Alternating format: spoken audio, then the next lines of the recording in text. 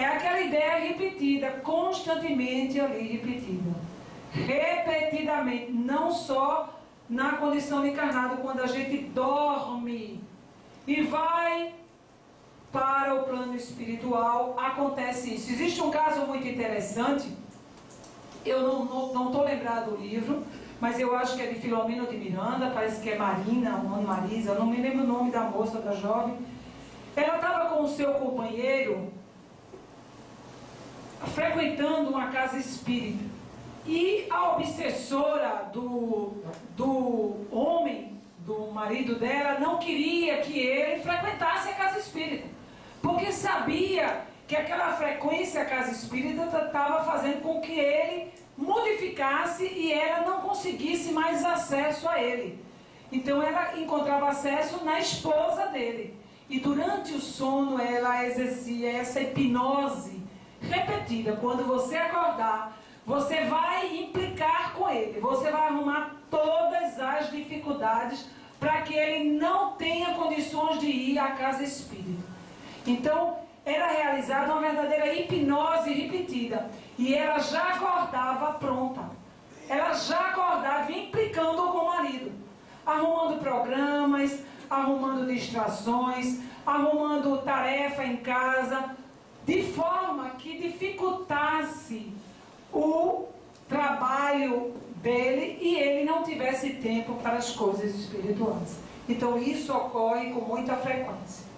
Então o modo de ação é de forma sutilmente, a princípio, em delicado processo de hipnose, a ideia obsidente penetra a mente do futuro hóspede e aos poucos vai se assenhorando.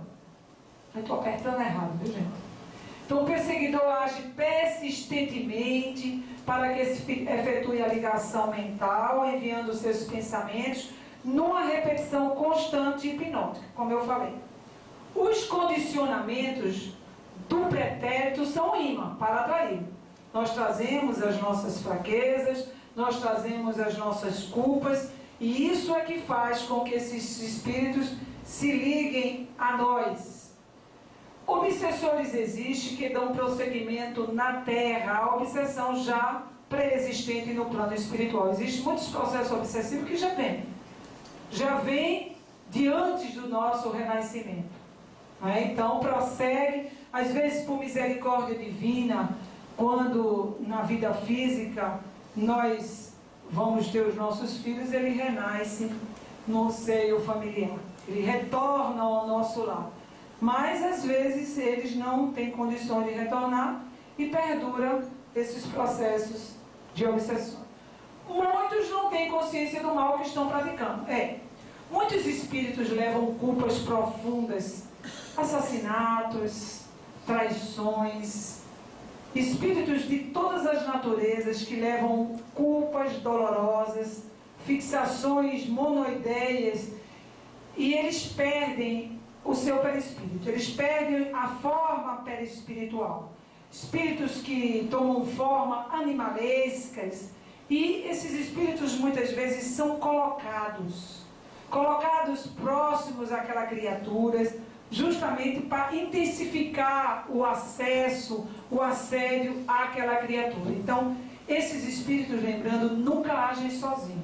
Da mesma maneira que a gente se agrupa para fazer o bem, esses espíritos também se agrupam para fazer o mal. Francisco Cândido Xavier nos diz que os espíritos das trevas são muito organizados, nos diziam. E de fato eles são muito organizados. Nós precisamos nos organizar no bem para nos unirmos na causa espírita. A união é fundamental. Não só na nossa casa restrita, que a gente vai falar no segundo módulo, mas nós não trabalhamos para a casa espírita. Nós trabalhamos para a causa espírita. Então não podemos nos olhar como antagônicos, nós não somos separados, nós formamos uma família universal, uma família espírita. E isso a gente precisa agregar para que a gente possa realmente promover o bem em conjunto. Eles muitas vezes são usados por espíritos obsessores extremamente inteligentes e cruéis. Cadê Marquinhos? Não. Está aqui. Obrigada. Está o secretário aqui, até para ver. Aí, onde está o mouse?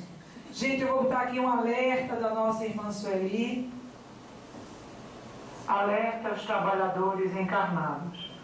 É bom que se esclareça que, apesar de a maior parte do trabalho ser efetivado pela equipe espiritual, o obsessor vai voltar-se contra os encarnados, por serem mais vulneráveis, já que não podem fazer o mesmo com os guias e trabalhadores espirituais.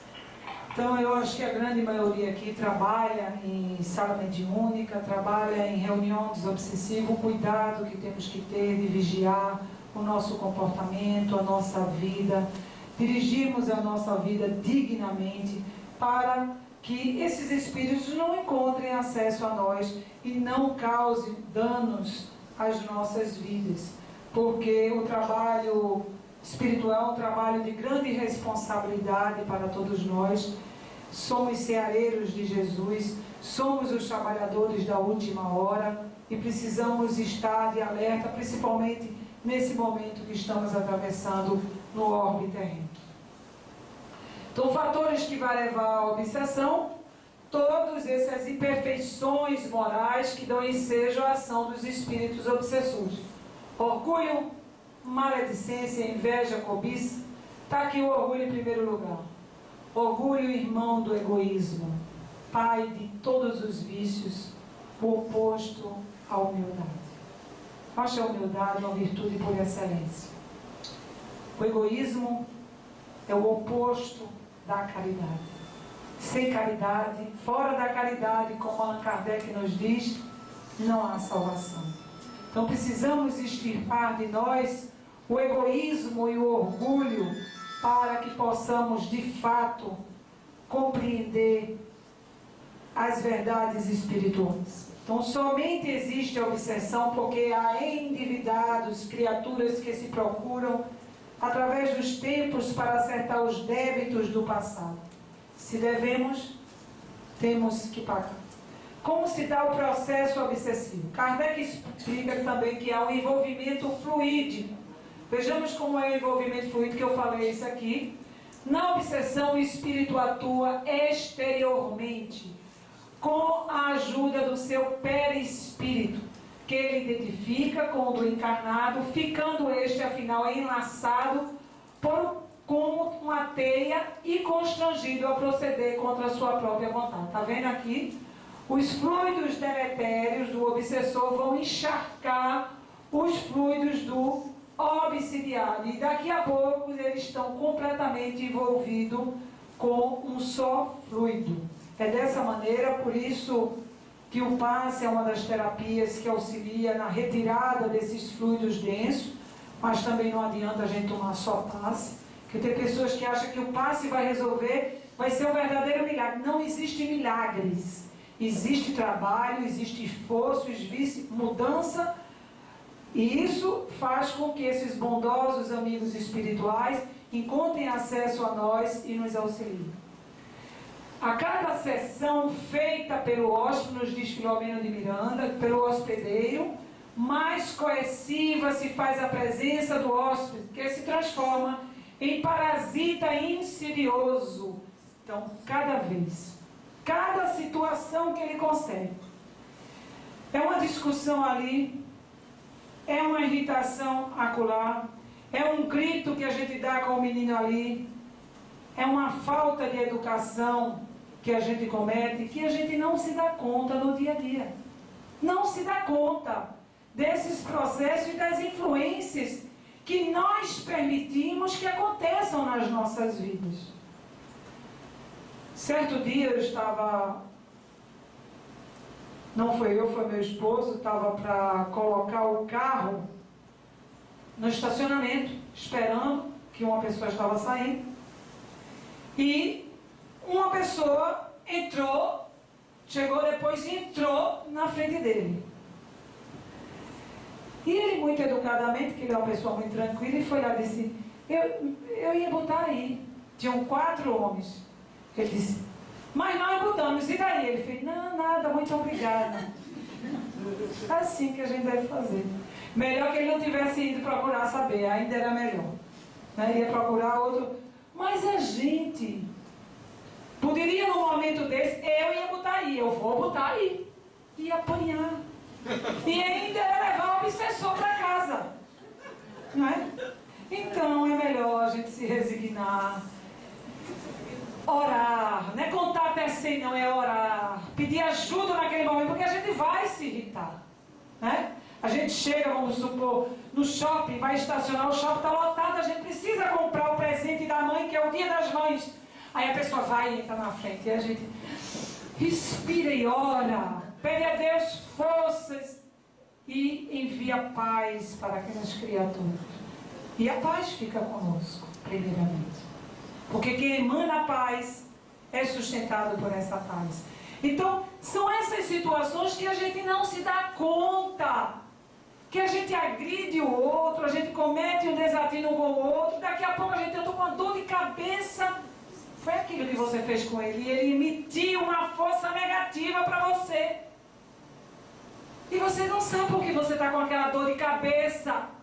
Foi aquela vibração negativa que, por conta de uma ação má sua, você atraiu forças negativas que atingiam o seu corpo físico. As pessoas não se dão conta que muitas dores são influências espirituais. Eu tenho visto de tudo na casa espírita. É labirintite, é dor de cabeça, é dor de barriga, é palpitação. Tem uma colega nossa que ela é médica. E ela chegou um dia com problema cardíaco, palpitação. Eu vou sair daqui e vou para a emergência. Eu disse, você não vai para a emergência, você vai tomar um passe. E ela tomou o passe e saiu boa. Não é que eu fiquei boa? Eu digo, ficou boa. Porque era aproximação de um espírito. E a gente não se dá conta disso. E toma 3 Neosaldina. E não fica bom. Processo obsessivo. Então se dá perispírito ou perispírito. É assim que os espíritos podem agir na matéria, com o seu perispírito, que é matéria. Portanto, só pode haver esse intercâmbio do mundo espiritual por conta do perispírito. Se não tivéssemos perispírito, não poderia haver esse intercâmbio.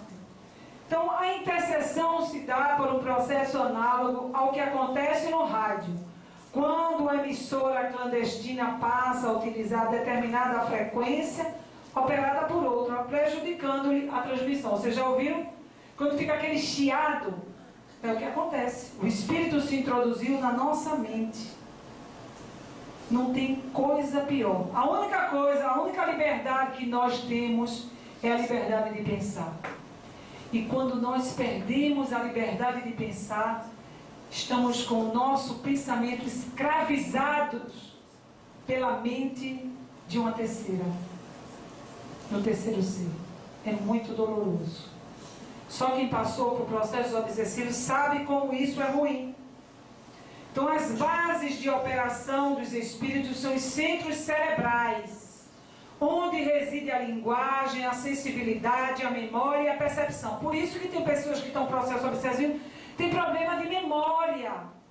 Ficam aquelas pessoas que parecem endurecidas, parecem pedra, que não se sensibiliza com nada. São insensíveis. Não estamos falando de choro fácil. Porque às vezes a pessoa chora fácil, mas é desequilíbrio. Mas estou falando de sensibilidade, de percepção das coisas. E a gente fala uma coisa e a pessoa entende outra completamente diferente. Porque eles estão mexendo nos centros cerebrais. É aí que os espíritos atuam. São técnicos bem aparelhados, bem equipados, com conhecimento, são espíritos inteligentes. Inteligentíssimos. Não significa de estarmos tristes, com raiva, algumas vezes irritados, que estejamos com processo obsessivo. É quando vai fugir dos padrões normais de comportamento. A obsessão é algo persistente, contínuo, progressivo, de demorado convívio psíquico. Vez por outra vai acontecer de a gente sentir.